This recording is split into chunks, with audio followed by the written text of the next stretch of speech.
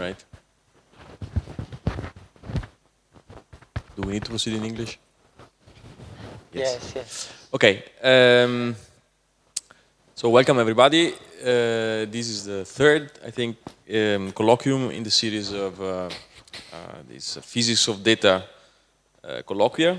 So it's a series of colloquia that is has been set up in order to present somehow to students and colleagues this new initiative of master degree that combines, advanced physics and data science. So, as you know, we aimed at having a series of colloquia addressing somehow the impact of data science and machine learning and all that on the different areas of research in physics. And today now we have the pleasure of having Maurizio Pierini, who is one of the world experts in the application of advanced techniques for machine learning and deep learning to high-energy physics.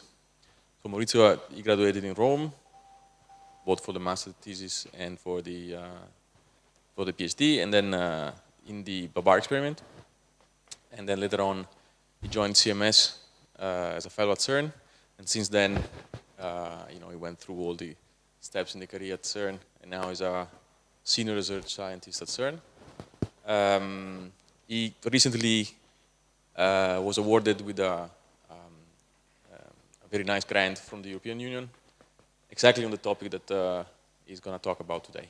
So I'm going to leave the floor to Maurizio, and enjoy. Thanks. Good morning, everyone. Thanks for the invitation. So I'll try to review a little bit what's happening in our field in the effort to try to port deep learning and what comes with it to our, let's say, established workflows. So I prepared a few introductory slides in order just to set the stage and make sure that what comes after is comprehensible. And so, this might be not really needed for many of you, but I apologize in case of excessive repetition. So the idea is that we want to use machine learning to solve our problem. What does it mean? It means using a techniques by which you deploy, you train an algorithm on a given data set to accomplish some task. And this is different than traditional algorithm in the sense that the algorithm is not programmed to accomplish the task. So you don't say if this, then do this, otherwise do that. But you prepare an algorithm which is capable of adapting itself to accomplish a given task. So you could use the same algorithm to do several tasks, and this comes basically in the procedure using the training. How this is done? Effectively, what you do is that you write a big function of your inputs to a given set of outputs, and once you specify, as in a likelihood, once you specify the inputs, the unknowns of the problem are the parameters of this algorithm that you can, and as a function of these parameters, you define a measurement of how well the task is accomplished. So for instance, you give pictures of animals, cats and dogs, and then your algorithm somehow takes a digitized version of this image and gives in output yes or no. And then you have a measurement, a function that measures how many times you get it right, how many times you get it wrong, and basically you try to minimize the times you get it wrong as a function of the inputs of your parameters. So the model at the minimum is your best model that then you can use in production.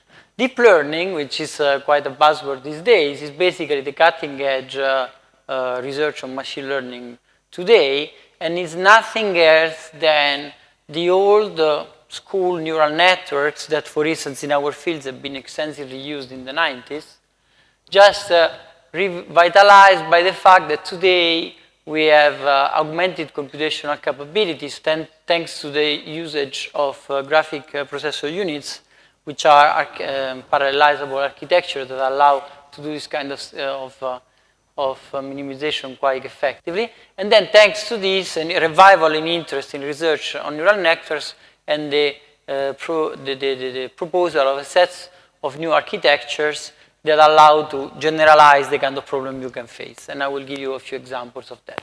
And then, of course, there is one aspect of this, which is a big breakthrough, the fact that it's called the backpropagation algorithm, which is an algorithm that makes the differentiation of a generic function like this very quickly, very fast for neural networks. And it allows you, when you're sitting somewhere here, to know the gradient of this curve very, very quickly. And so it allows you to go and descend this valley and find the minimum in a very efficient way, particularly on GPUs. Now, the nice feature of neural networks in general is that they are very good in learning nonlinear functions, so they can really, in principle, in the limit of infinite capability, approximate any kind of smooth function you have in mind. So they are extremely powerful. And as we speak, as of today, we start to have, I'm not saying infinite capability, but a substantial amount of computational power that allows to solve complex problems. Now, to give you immediately an example, let's go to the LHC. A typical LHC use case is that when we have these big collisions, we produce jets. Jets are sprays of particles that come from the radiation of some kind of initial particle that you produce but you don't see in your final state. Typical examples, quarks, gluons, bosons, a top quark. Depending on which kind of particle we're talking about, the jet looks different in your detector. So a typical kind of question we ask ourselves when we observe such a jet is, which kind of jet is this? And this is a question that we try to answer with rule-based algorithms. But this is the kind of question that you could answer with a neural network.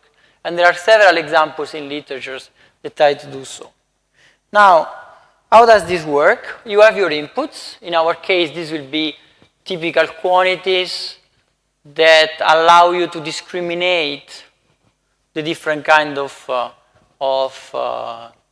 jets, what the machine learning data scientists would call the features. And you inject these features inside a neural network, which is nothing but a graph where structure, in this case, this is like a fully connected feed-forward network where the structure of the network is organized in layers, and each layer communicates only with the previous and the next one. You could have more complicated architecture, but this is the basic one. These are called dense layers. And the thing that happens is that these inputs are passed to this first layer where they are summed. In each of these circles, the neurons of your network, your inputs are summed, weighted by some parameter which is typical of the specific of a given neuron. And then there is a bias which is added to reshift the result. So these W's and B's are your network parameter that you want to optimize. And then this quantity, neuron by neuron, is given as input to an activation function. So the idea at the beginning was really biology inspired. Then the fact that the connection with our neurons a little bit got lost in the development of neural networks, but you see the terminology is similar. And the activation function returns a function of the weighted average shifted of the inputs. There are different kinds of activation functions. These are a few of the possibilities. Those are typically used today in literature. And then you keep going. You pass it to the next layer and then to the next layer and so on and so forth. When you hear about deep learning, what does it mean? It's machine learning with a deep neural network, which is a neural network which has more than one hidden layer. So up to the 90s, everybody was using a single layer. The reason was extremely limited computational power. And now people can go deep, adding extra layer in the bottom.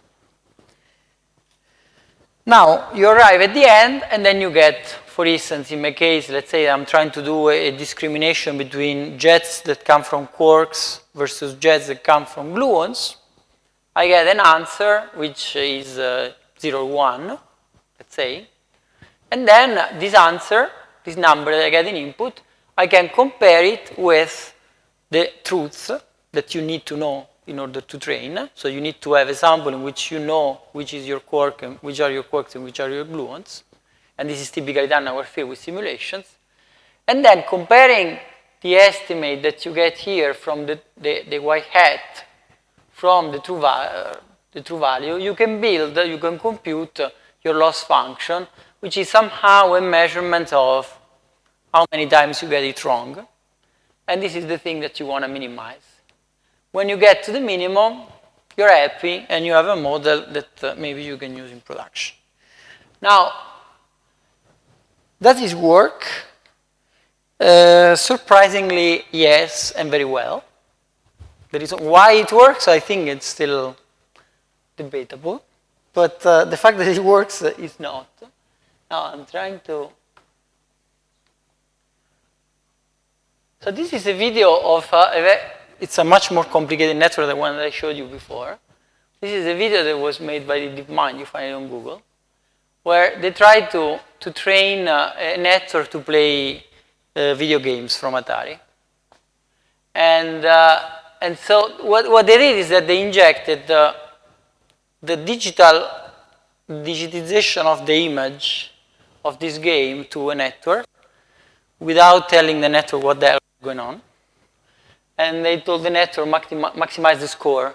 Do whatever you want, but maximize the score. And the network, the only thing that can go is move right and left. This is a more complicated network, as I said, that the one I use a technique which is called reinforcement learning, which is at the frontier between machine learning and artificial intelligence technology. And what you see is that trying and trying and trying, eventually the network becomes the world champion of this kind of video game. And their claim is that at some point the network just develop a strategy. And I think this is in the next, after 240 minutes of training, the network discovers something that everybody who played this game once knows, is that if you make a hole and then you let the ball go up, you can basically go and take a coffee and you're done. And so there are several reasons why neural networks work very well. First, because they are very flexible. The fact that they can learn nonlinear functions make them extremely powerful. It's not really, I mean, people used to do the jump, machine learning, deep learning equals artificial intelligence. I mean, artificial intelligence is a much more complex and broad field. Deep learning is part of it. But as a matter of fact, it's not that the network is really understanding what it's doing. You cannot go and say, explain me what you do, what you did, maybe one day.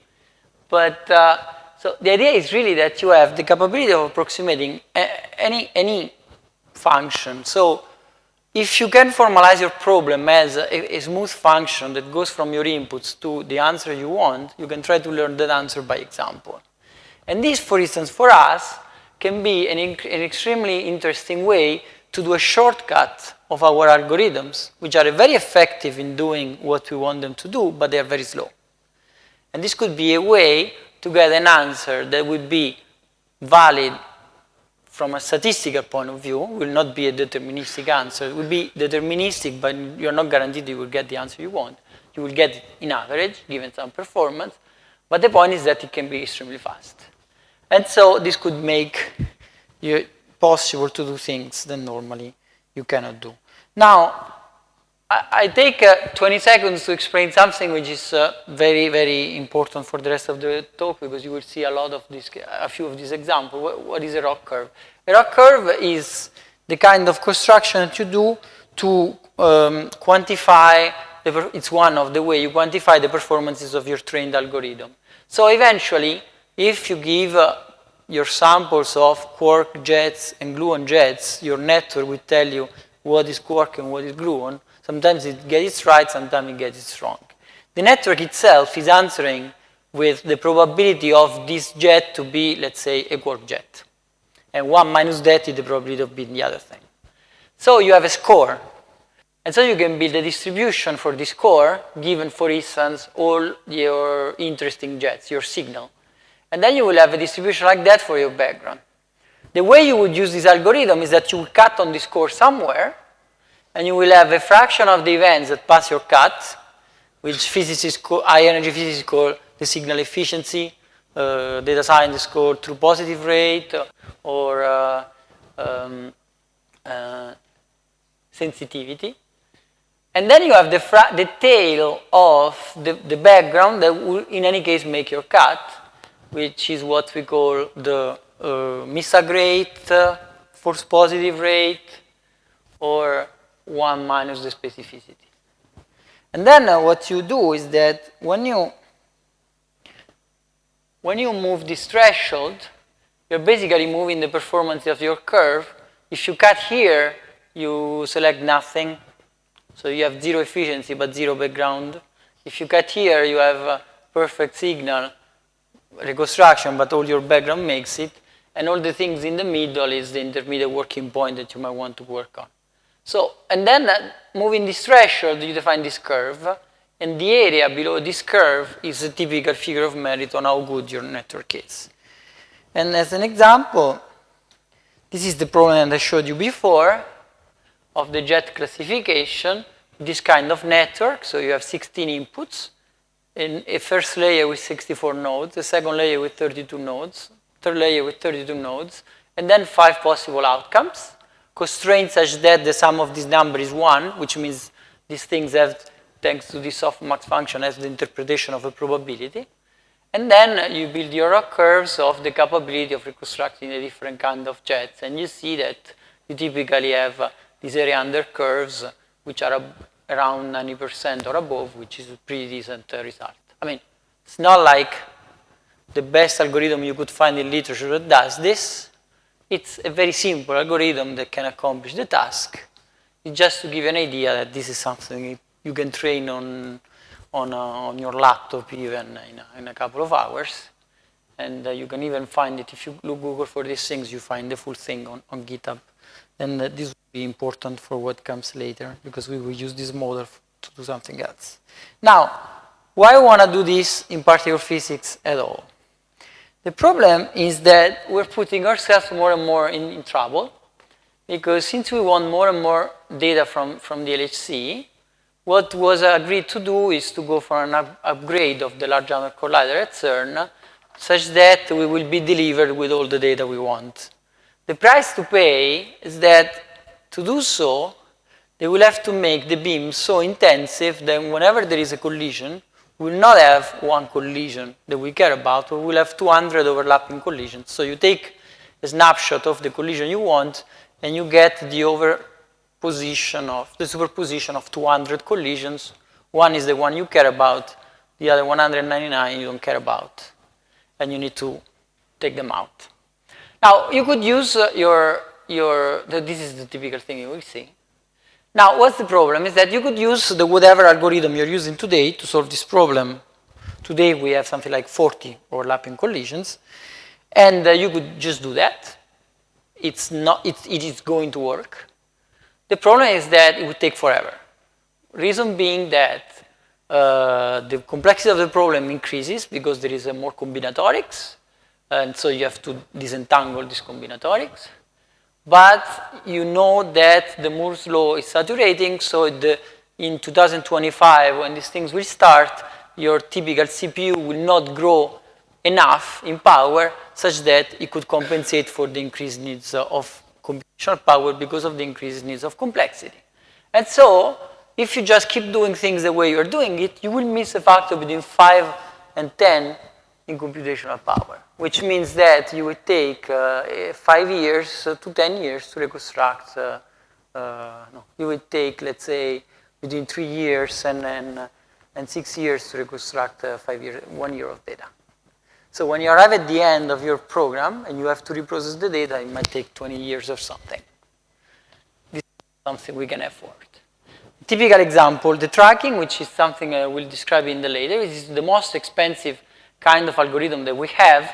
So basically, you see all the particles coming in, they leave dots. You need to connect the dots to reconstruct the trajectory of the particles that went through.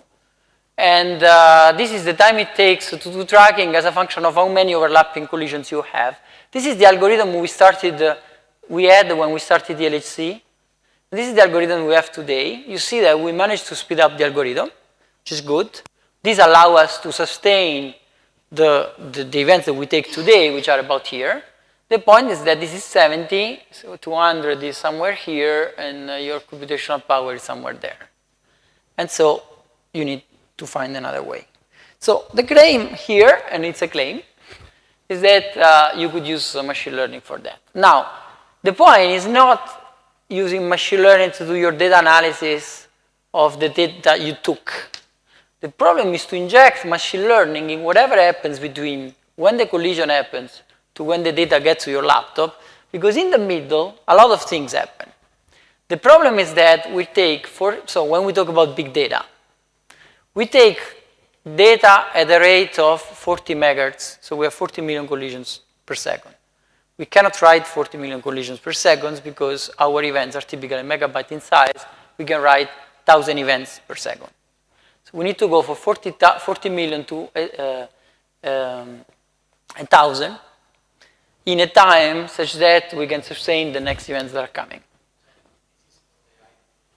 This is even now. This is due to the fact that the time spacing is 25 nanoseconds between collisions.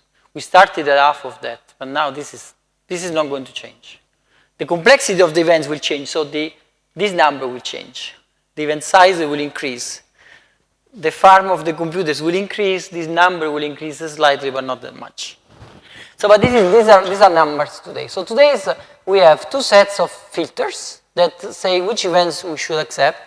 The first one does a very coarse reconstruction of what is going on. Typically, it's very regional, and it uses hardware-implemented algorithms, typical on FPGAs. And the second layer is just a computer farm, where you have all your software flexibility to do all the things you want. Now, as I told you, our algorithms take time. So, for instance, there are many things you can do here that you cannot do here because you don't have time. So here you have a typical time to answer, which is 100 milliseconds. Here you have like tens of microseconds. If you could take these very complex algorithms, or even what you do offline, and parameterize it as a function that goes from the inputs that you have to the output that you want with a neural network, which is fast enough to be evaluated, in principle, you can move down your very good algorithms to the very early stage of selection and just select better. And this is a little bit an immediate way how machine learning could help us. An example, this was actually done in a completely different context, which is an experiment that looks for neutrino interactions. I mean, they don't have this kind of, to some extent they have a big data problem. Their big data problem is a little bit different. These events are huge and very empty. And a rule-based algorithm here is really complicated to write down. So what they did is that they took, so their detector effectively is a three-dimensional array of well-distributed in space sensors. So it's a lattice of sensors.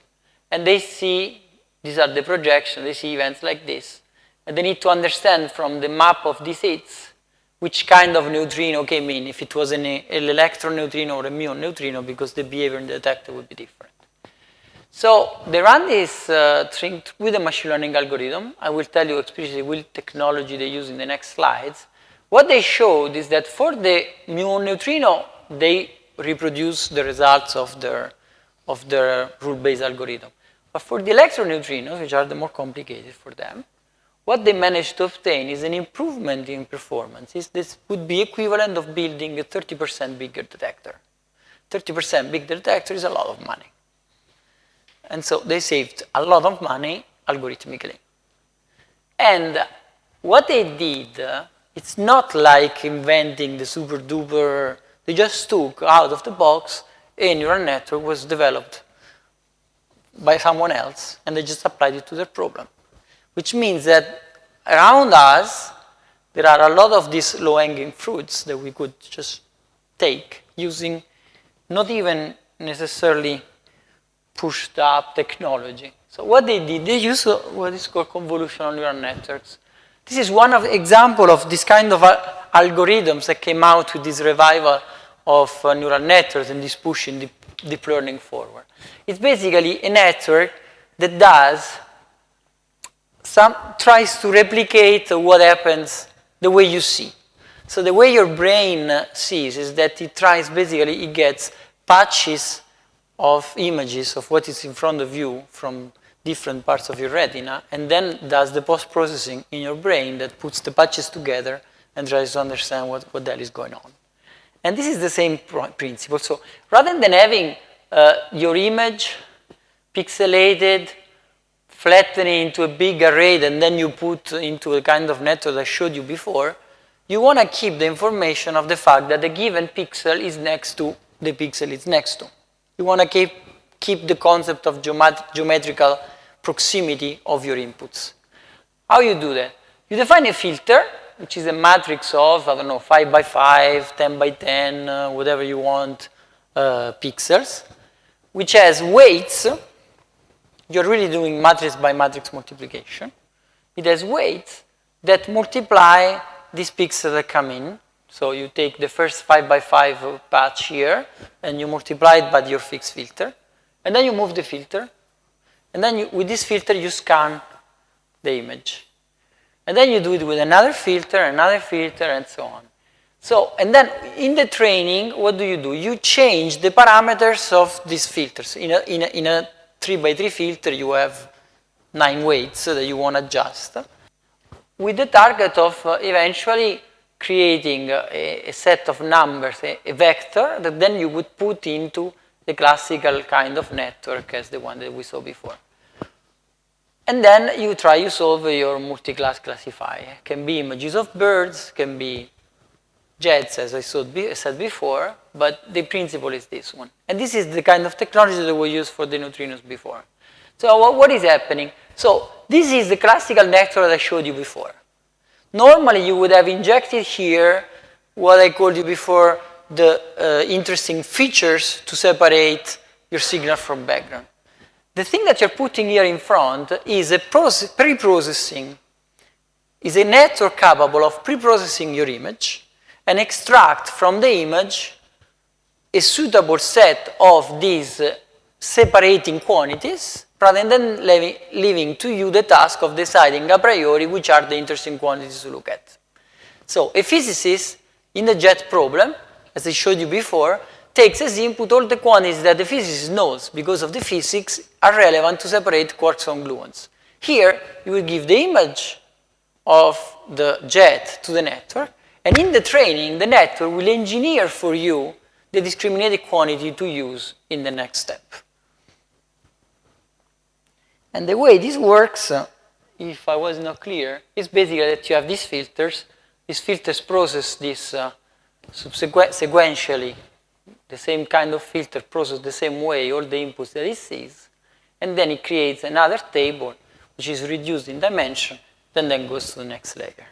This technology is very simple, now that we know it, and this is the technology that is used, for instance, to do these things, but it's basically very, very deep in everything which has to do with computing vision these days.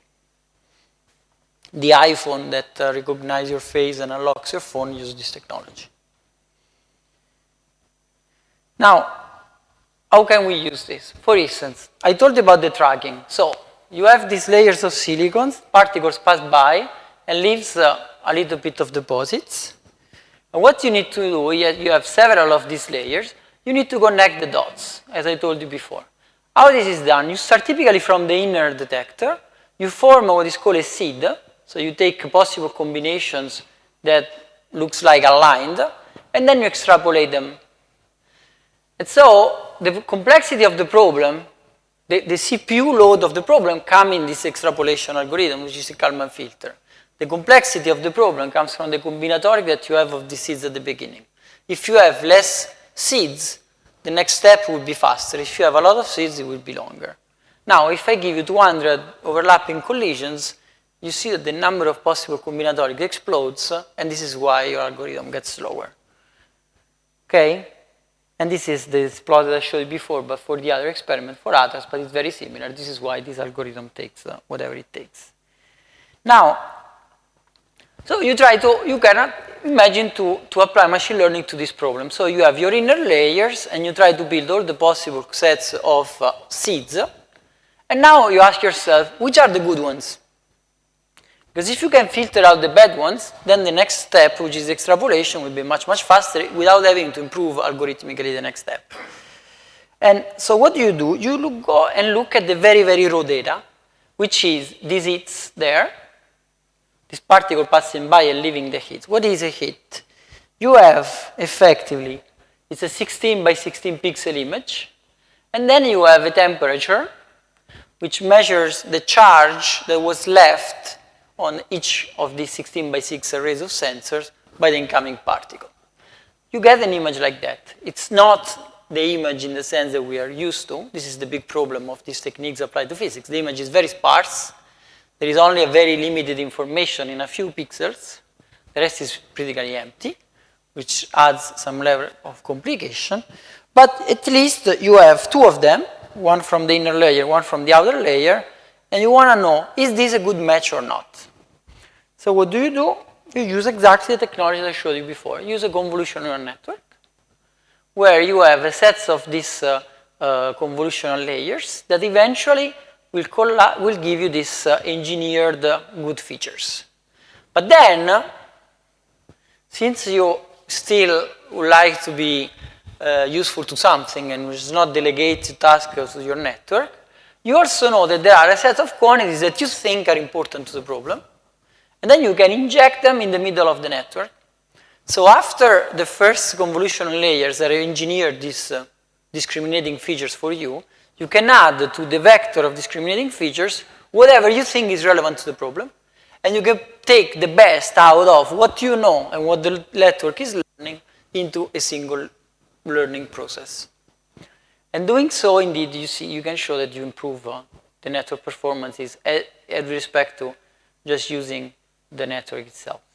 Of course, if you have infinite computational power, most likely a network would eventually converge to learn these features by themselves. But since we're not yet there, you give it a little bit of a help. And this is the kind of separation that you get between the score of your network for good and bad seeds, which then, this is the equivalent rock curve in some other reshaped manner. This is log scale, one of the quantities. But to give you a feeling, the algorithm is giving you the rock curve. Now you have to decide where to put the threshold and how to use it. And just to give you a feeling of the fact that the good algorithm can be used for in a very bad way, you could decide, okay, I want to remove all the fakes that I have in the problem. The network say, fantastic. You need to cut somewhere here. You can reduce, this fraction of the seeds will be gone. You lost half of your tracks. You cannot play like that because you're losing half of your particles, and you could not possibly do. Say, okay, I want all the particles. The algorithm will say, okay. Then you only reduce the combinatoric by factor 3. There are good sweet spots in the middle, but this is your judgment that has to decide where it's better to fit. For instance, in this case, now it's not written there, but there is a sweet point where with a few percent loss, so with the signal efficiency, with true positive rate of 96.7%, you basically remove it by an order of magnitude the number of fakes, which is a reasonable working point. Another example is what happens after these particles go to the inner detector. They get to what we call a calorimeter, and they start a shower. And this is the kind of image that you would see if you have a digital calorimeter like the one that CMS wants to build. And again, this is an ordered array of sensors. You could just take the image of a shower like that and ask yourself which kind of particle it was, similar to what I did before with the jets. And it works. You get rock curves of separations, for instance, of electrons to pions, photons to pi zeros. These are typical high energy physics problems. And you see that the orange and green are the typical rock curves that you get from a machine learning algorithm, not necessarily a neural network, that uses as input the quantities that the physicist would use. This line here is what you get from the convolutional neural network, giving directly the raw data and letting the network engineer the interesting features for the problem, and you see that in both cases you improve. You can do more. You can actually improve the energy measurement with respect to the raw energy, running what is called a regression. Now, I won't go too much into the detail. But this is important because, as I told you before, at the very, very early stages of our trigger, we run very, very coarse reconstructions, and then based on this coarse reconstruction, we have to take the decision if we want to accept the events or not. This means that when we say we have a 20 GeV jet, this 20 GeV jet could be a 50 GeV jet or a 10 GeV jet. And when we got a 20, sometimes we make big mistakes because the resolution is bad. What you could do is that you could, so the point is that you could reconstruct the energy better. It would just take you more time, too much time with respect to the time you have, and then the next event will be lost. So it would not be convenient in any case. What you could do, you could take the image of this jet, and you could train your algorithm to learn the resolution that the offline algorithm would give you without running it. And since the typical answer of a neural network can be within the time scale that you need, you could somehow inject some of your good algorithm performances into your online algorithm and gain from that. And this is a very stupid toy model that we did, where we took some simulated sample of LHC collisions. We smeared out things to make it look like the outcome of a coarse reconstruction, and by training from the coarse reconstruction to guess the good reconstruction energy of the jets, we managed to improve the resolution of the algorithm, and in particularly, we managed to remove those guys here. So this is the reconstructed energy versus, the label is wrong, versus the true energy. So you would expect for a perfect algorithm to basically go through the diagonal. And then you have these guys here, which are very soft jets, which for some problem in your reconstruction are promoted to be very energetic jets. So these are the jets that you would accept normally, but you don't want to accept. So you're wasting resources accepting these guys. Because these are the guys that offline you will say, no, but these jets is not interesting, you throw it away. But you accepted it online because you were fooled by the wrong reconstruction. Because there is this big tail that promotes soft jets to be hard jets, which are the typical jets you want to accept. Now, if you run an algorithm like this, you reduce your resolution, you remove this long tail, and this way you are sure that the events you are accepting are the ones that you care about. And this could have a big improvement in the way we trigger. The big problem is, we go back there, is how you actually run this algorithm in our trigger system. So far I showed you effectively all, except for the first example, I showed you all examples that use convolutional techniques, so use computing vision techniques. You take your event and you somehow describe it as an image, and then you use the techniques used to develop image processing. The problem is that this is somehow cheating, because it's assuming that, which is true only in some cases, that you can always describe your data as a regular array of sensors, like the pixels of your camera on your telephone, such that these techniques fit, because these techniques, what they do is that they scan a regular set of sensors, and this is how they work.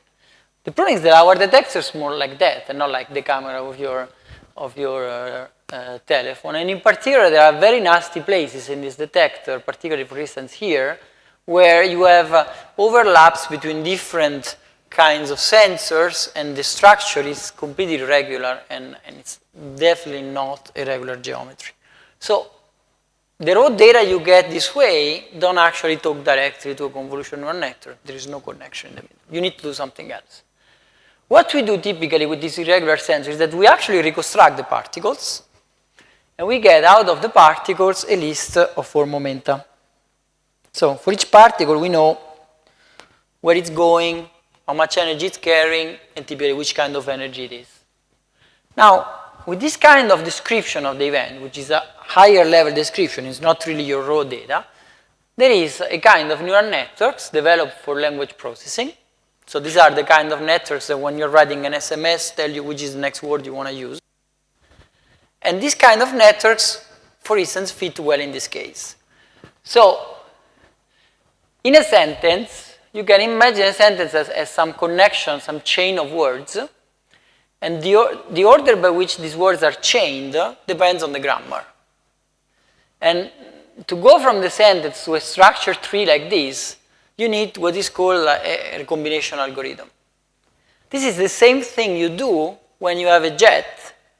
You don't have the jets in your detector, you have the particles in your event. Then you run an algorithm that from these particles, trying to put them together in pairs, 2 by 2, try to reconstruct backward the whatever happened and go back to the initial particle that gave you the jet, that gave you the shower.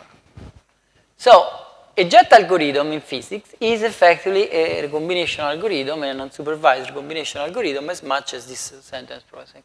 So there were these people, actually I forgot to put the reference to the paper. I will fix the slides when I will give you the file.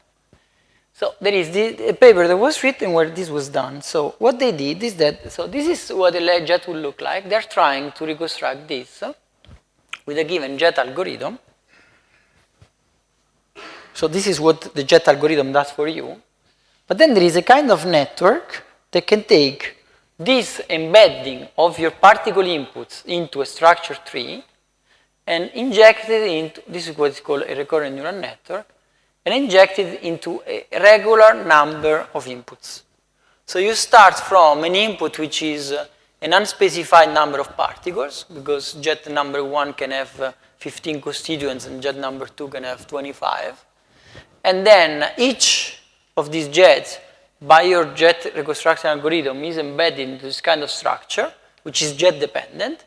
But then your network knows how to go from this jet dependent to things in a recurrent neural network.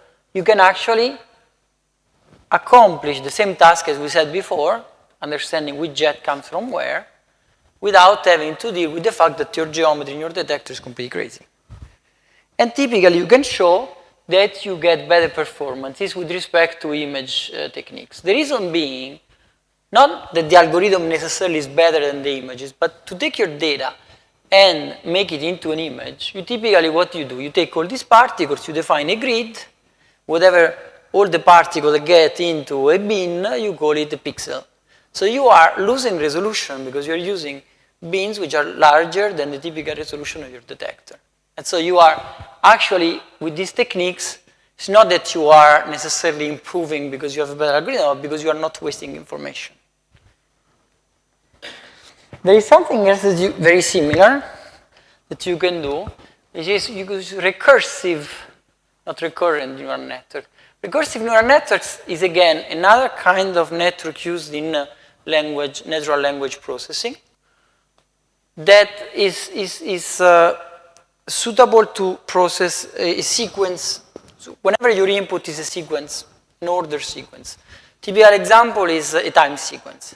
You have a signal in time, and this network can process the signal in time, and the feature, unlike the networks that I showed you before, the evaluation that it does of a given instance of this sequence depends on the previous ones. So these networks have a system that somehow tries to mimic memory and preserves some knowledge of what happened when the previous instances of this time sequence was processed. Typical places where these algorithms are used is in monitoring kind of applications. There is, for instance, a guy that developed an application like that for the LHC magnets, where he developed an algorithm that can predict the voltage of an LHC magnet in 30 seconds, depending on what happened before. Because you see what happens before, and then you inject it, and the outcome is the prediction at the next layer. And you can use this as a monitor tool. Because if the voltage you read is not the one you predict, maybe your detector, your accelerator is blowing.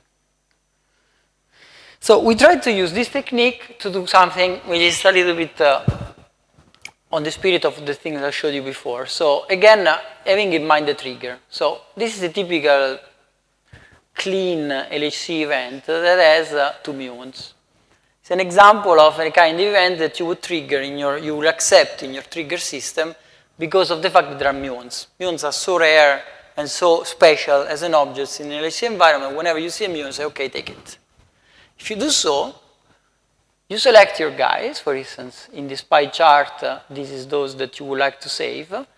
There is some small interesting contribution there, TT bar, that you also would take. You would take this 7% here that you don't want to take, but you have to take it because they also have a muons by chance. Now, the question that we ask is, could we start from the full list of particles you construct in the event and define a trigger that basically can disentangle these components such that then I can throw away the one that I don't want, and I can keep the rest.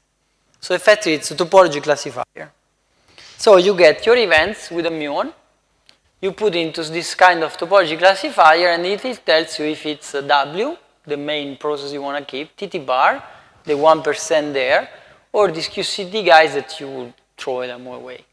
And we try to solve this problem in 2 ways. One is using, again, physics-motivated features, and one is using this kind of sequential processing, where each element of the sequence was the particle reconstructed, starting from the one which is more far from the lepton to get to the lepton. The reason why you want to put the lepton last is because, okay, there is a mimic of memory, but it's not like your memory, and so things got forgotten in the sequence, and so it's better to put the good things at the end. But we had the sequence of 800 particles coming in with the lepton at the end and this kind of algorithm. What we see is that it's true that the level features do a good job, but it's true that the lingual processing algorithm does an even better job.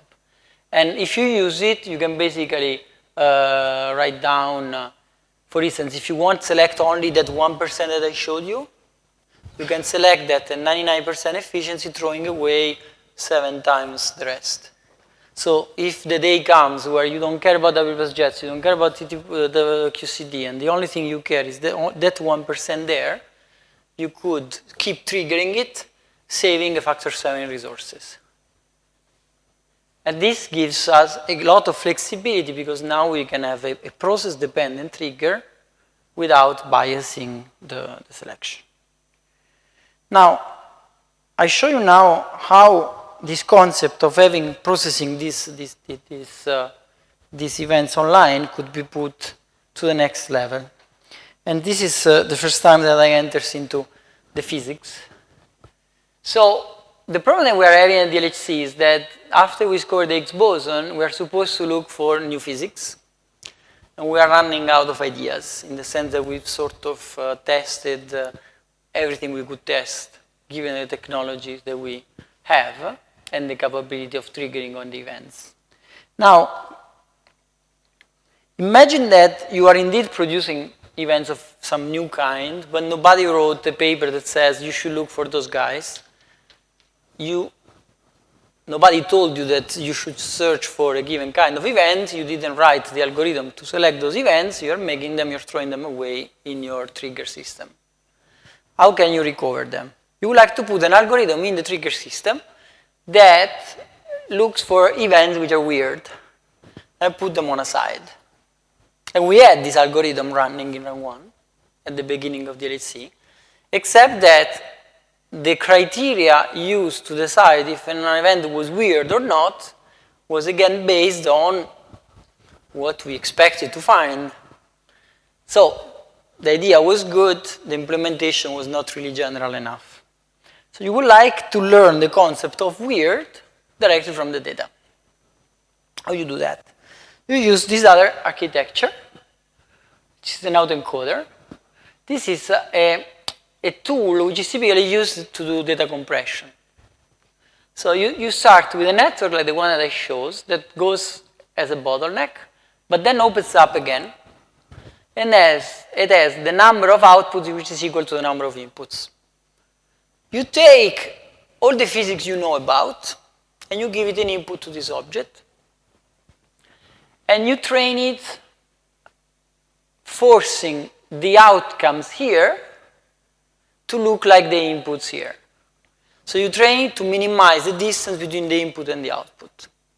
So you would like an object that starts from n dimensions, compress it down to 3, and then open it up again. Typical usage of this is data compression. So rather than writing 64 inputs, you write only these 3 numbers encoded by the first part of the network in your disk. And when you read it, you read these 3 numbers, you process it to the output, and you reconstruct a posteriori something that, if the autoencoder works, is faithful to your 64 inputs. This is not the way that I wanted to use them.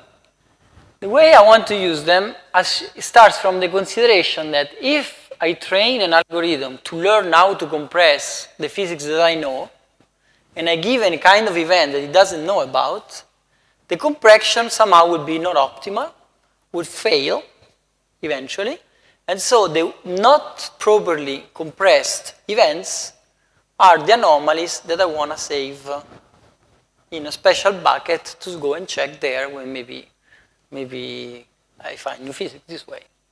So this is an example in CMS where this concept was used on the muon chambers to define bad data because there was a malfunction in the detector.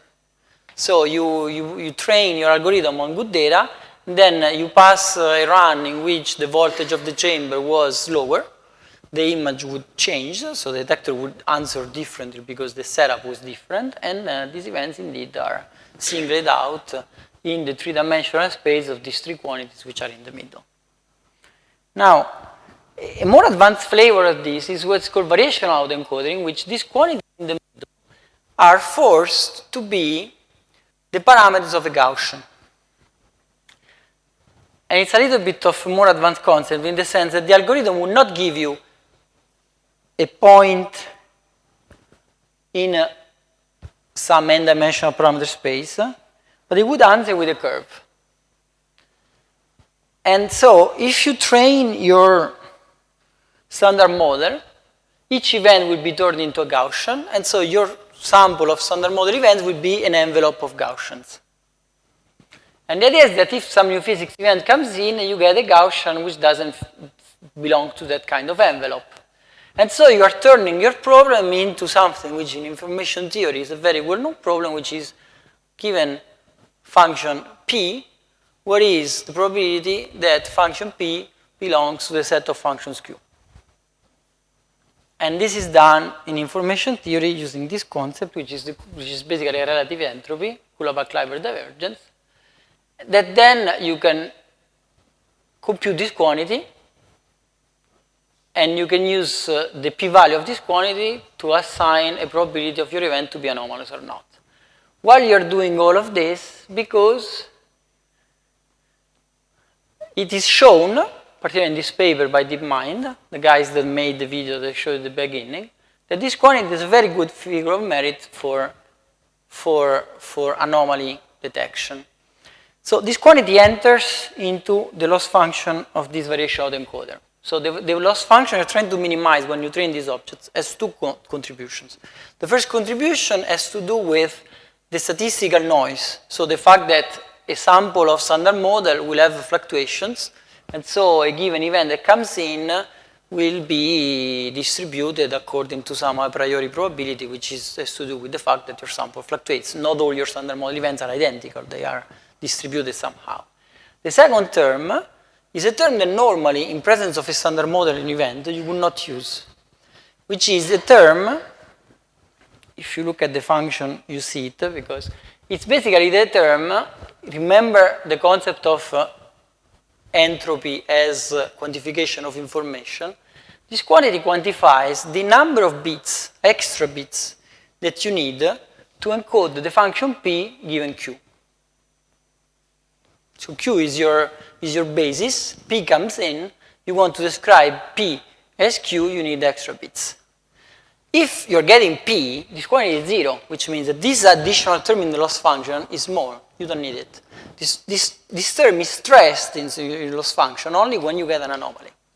So what the mind people noticed, to explain a little bit in small words, is that, of course, you could use the full loss function as a quantification of anomaly, but you would be very, very, very blind to the anomalies, because numerically speaking, this quantity is typically much smaller than the statistical noise. So if you just look at the sum of the two, this quantity is completely covered by the statistical noise of the sample that you come in, your standard sample. If you just focus on it, you have a much more sensitivity. So what you do is that we did this stupid toy where we trained on W events in autoencoder, and then we start to pass different kind of VSM models, which have one lepton, because you're imagining that you are inside your trigger, you're taking all the events with one lepton, and you're trying to look for those that are special. And you see that not all of them, but there is a fraction of these events that will pop up in this KL loss. They have a KL loss which is bigger than the typical one. The blue field histogram is the standard, let's say. And you see that even just with a simple threshold, one-size statistical test, you could highlight the presence of this new physics. Now, depending on the model, you can do it more or less efficiently, but in principle, this seems to be something that you would like to run in your trigger. Now, I take 5 extra minutes to show you something even different, but I think still interesting, which is how this technology could be used in Monte Carlo generation. I showed you, I emphasized how deep learning can be used in all our technical problems in taking the data. But one of the biggest problems that we have is that the more data we take, the more data we need to simulate in order to learn from the comparison of what we see and what we expect to see. So high luminosity LHC will mean a lot of Monte Carlo to generate. And again, we run out of computational power. Now, there are different ways for which you can use a generative, a neural network to become a generator. One is the autoencoder I just showed you before. You can understand why. I told you, you inject some inputs and you get a function. Once you get the function, what you do, you sample from the function, you inject the sample numbers inside this network, you get your events. This is a variational autoencoder uses generative model. But there is another kind of feature of network, which is also very interesting, which is called adversarial network, which needs a little bit more explanation. This is a construction that we do. It's an adversarial training. So you train two models, one against the other. So you write the total loss function as the loss function of one model minus the loss function of the other, which means that minimizing, you can get minimal loss function. To get the minimal loss function, you need to bring down the loss function of the first and blow up the loss function of the second. Which are these two models? The first model is a model that starts from random noise and generates an image. It's your generator. This is the one that you want to minimize the loss function of. The second model is a discriminator that takes your real images and compare them to those that come from the first model and try to tell the difference between the two. And then you train until the second model goes crazy, cannot anymore tell the difference between the two. So the first model, through the way you write the loss function, is pushed to generate more and more faithful images.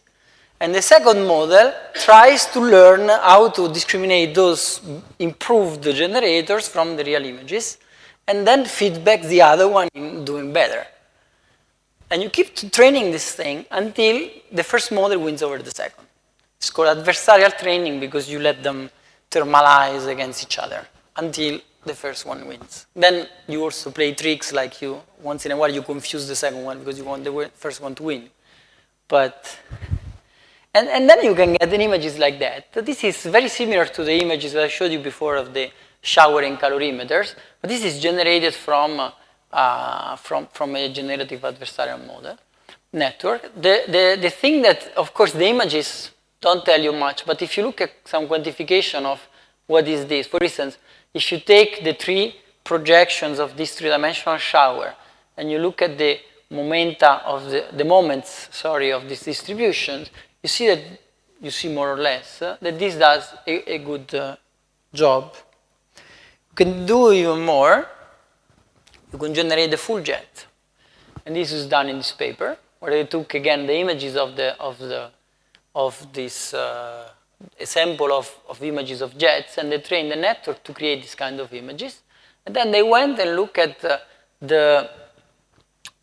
of some quantity that somehow describes the physics of these jets, and they show that you tend to get in good enough, let's say. These quantities are the very same quantities I showed you before. These are the quantities that can tell you which kind of particles started the jets. They were called the so-called jet substructure variables.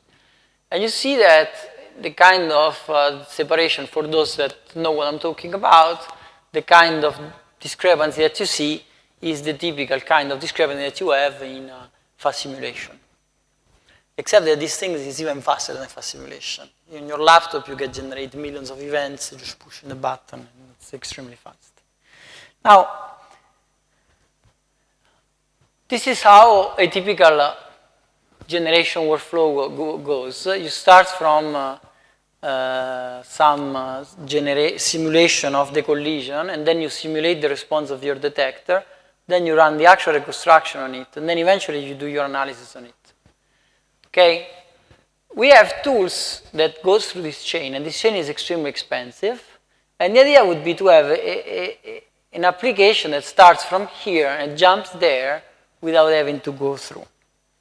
And again, this is something that you can do with generative adversarial models. The difference is that in this case, the input is not an image, it's numbers, but still the thing works pretty much the same way. You could even use it in a different way. So once you have your selected data set, you could actually train an image to give you more copies of those. You could use it as statistical augmentation. So you need to generate 100 million events because of your luminosity LHC. The central computing system gives you 1/10 of that, and then use this algorithm to gain the extra factor 10. And you could even use it the other way around. So you could start from the reconstructed object, and you could try to go back to the generator level object, which is what physicists call an unfolding. But the technology is the same. It's just that you invert the role of the input and the output. I think I'm skipping this. No? Okay. So this is really the last thing. Is that it answers to. It's a more practical discussion, and it answers the problem. So I showed you. You can have like a jet algorithm that tells you what your jet was. It's pretty easy to use it here. It's sort of easy to use it here because at the high level, the second stage of trigger filtering, you have computers like your laptop, and so you can run it there. It's more tricky here at the very first layer of the filter because here you have these FPGA cards connected directly to the detector. There is no CPU. It's a completely different kind of world. I forgot the Greek. It's 10 microseconds. Yes, I forgot to change the font.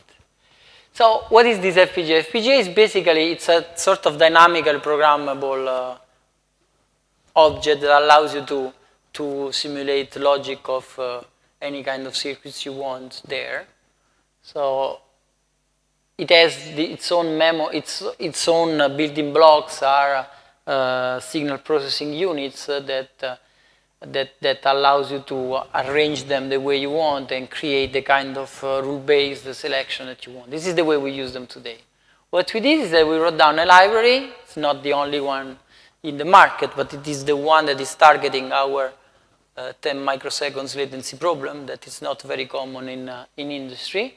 That takes the model that you saw before that you can simulate on your laptop, that you train on your laptop, and then tries to bring it into this kind of cards. So you cannot just put any kind of model on these cards because these cards have very limited resources. And so you need to put the minimal model to accomplish the task you want. What happens is that typically when you go and train a neural network like the one that I showed you before, you have a lot of parameters. You need these parameters because you want to enlarge the number of functions that you can approximate because you don't know which function you want to approximate. So in training, you tend to be very, very generous in allocating weights. And these networks tend to have even million parameters, which doesn't mean that once you train, all these million parameters that you optimize are actually needed. And actually, a very small fraction of them is actually needed. So there is a procedure that allows you to identify which are the good and the bad ones. It's called the regularization. So what happens is that you put a penalty in your loss function. Every time a weight is used, is different than 0, your loss function is pushed up. So when you're minimizing your loss function, you really need to make sure that you need that weight. Because when you switch on the weight, your function goes up. And if you do this procedure, you tend to basically, out of your trained model, you tend to identify a fraction of weights which effectively you don't need them to be so large. And then you can cut them away, so you take out some of the connection between the neurons, and then you reiterate, and you reiterate, and you reiterate, and you reiterate, with its 7 iterations, and then your fully connected model eventually looks something like that. The nice feature is that you can reduce, in this case, we reduce 70% of the weight, so we remove 70% of the weights without seeing any loss of performances, simply because those weights were needed to approximate some other function which was not the optimal one. So, and once you do so, you can even more go to the next level. So these trainings typically are done in 3264 precision, bits precision, depending on which kind of GPU card you have. But this is not the kind of precision you need in real life. So what we did is that we tried to reduce this precision, and we arrived to 16 bits, again, without seeing any performance. This is the area under the ROC curve, the real one, divided by the 32 bits one. As a function of the number of bits we allocate, up to 16, you see no thing. So when you do all these kind of things, effectively, you get to a network, like the one that I showed you before, that raw, as it come out of the training, will not fit your network. After you've done these operations, you pass it to our library that turn it into a firmware of an FPGA. You put it on the firmware, and you have a network that can execute in 75 nanoseconds.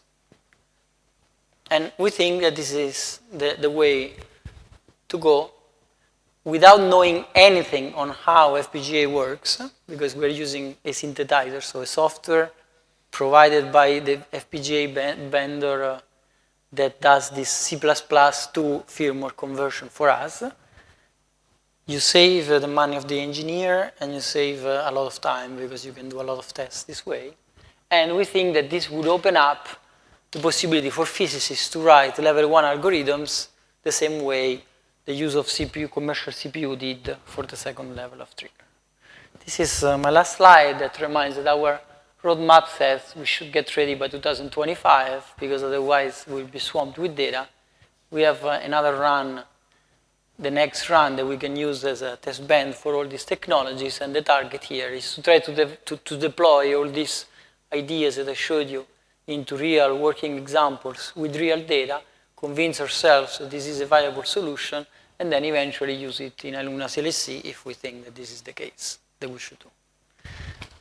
Sorry for going late.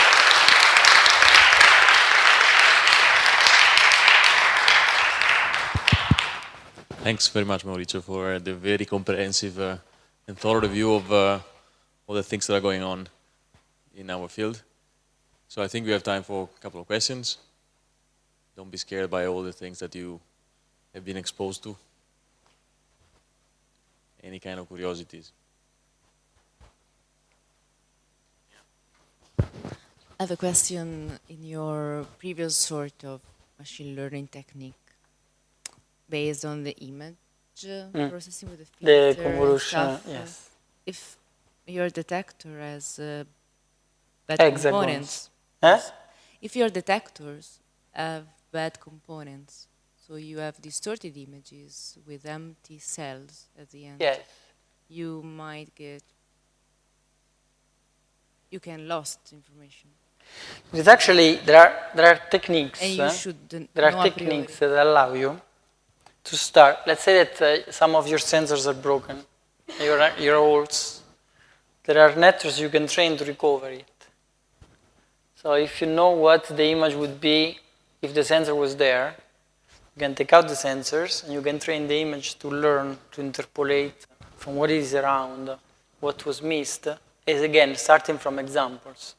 So the key issue there is you need really to trust your simulation to do so, or your test beams or whatever, or your data before the sensor broke.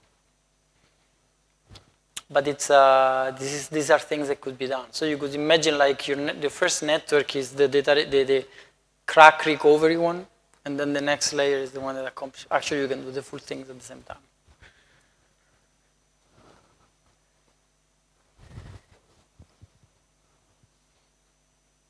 Roberto? Almost the last slide. So you said that there is a procedure to minimize the amount of space that you use on FPGA, basically resources. Yes. This is absolutely general, doesn't matter which algorithm you're trying to put in. It doesn't, so the reduction factor could depend on your architecture. For instance, a convolutional network, the one that I showed before that scans the filter, scans the images, it typically has much less parameters than a fully connected network to start with because you are recycling the same filter across the full image. So there, it could happen that in some portion of the image, some parameter is not needed, but in some other portion of the image, that parameter is not needed. So in that case, the reduction factor might be smaller. But there, you are helped by the fact that to start with, these networks are really more economic. They are cheaper in terms of parameters to start with for the same answers to be given.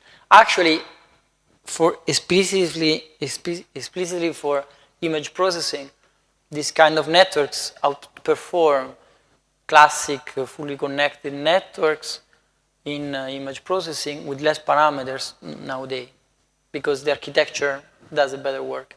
So in some sense, if you can use convolutional networks, you start from a less severe problem and you have less parameters to prune. The other thing is that even in those kind of convolutional neural networks, at the end of the day, there is always, the last part of the network is always typically a fully connected network where this kind of approach would work. We didn't try yet to do the pruning, but I mean the literature is full about pruning any kind of network.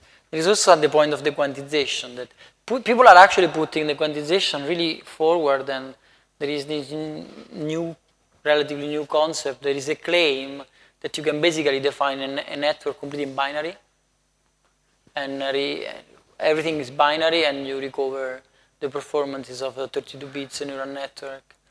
So binary neural networks, so this is one of the things we want to test for FPGAs. It looks very, very reasonable. So I have a question myself. Actually, it's not a question. It's more kind of a comment, especially for the education of the students. So people usually think that, let's say, people used to go and do the dirty job of looking at the data almost by hand and checking every single quantity and checking the efficiencies and so on and so forth. I have a feeling for this kind of technology like a black box which you don't really control. So something that has been addressed, as far as I understand, is also the a procedure or let's say an approach on how to assess the systematic uncertainties that comes together with inevitably when you have a problem of classification, for instance. I mean, these things are very good in classifying signal of a background. You can have a very high efficiency versus a very good background rejection. But, I mean, we physicists are very much interested also in assessing the uncertainty that you have on those numbers. Sure. So, comment on the comment. So, there are a few things there. First, there is, for instance, one paper that came out of our community that shows how you could use the adversarial network setup that I showed for the generator in order to basically learn against systematic effect. So you can basically learn in presence of a nuisance parameter with that kind of structure. In general, this is the problem in machine learning. It's called domain adaptation. The fact that you could be trained on some data set D, but your actual data set would be a D prime different than D. Not completely different, of course. You cannot train on images if you want to use on words, but the images you will use the network on is a different kind of image. In our case, data and Monte Carlo are different. And this adversarial construction, this pivoting, it's a paper by Kramer, Kagan, and Gilloup was in that paper. That shows how you could use that, and effectively you have a recipe that allows you to come out with a way to control. Basically, you associate a band to the answer of an uncertainty band to the answer of your network.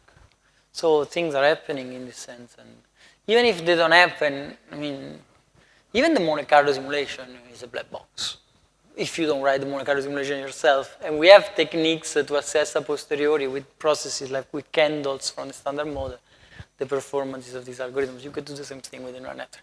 After training, a neural network is a deterministic function. And like invariant mass can be tested, and you can associate a posteriori with physics knowledge. You can find control sample to do what we do today on the outcome of a neural network. Okay, so if there are no other questions, I thank Maurizio for the, I think you really managed to give a sense of how much this kind of technology is really, how much of a role is playing, machine learning and data science in, in modern physics. So thank you so much. No. And okay, thanks everybody.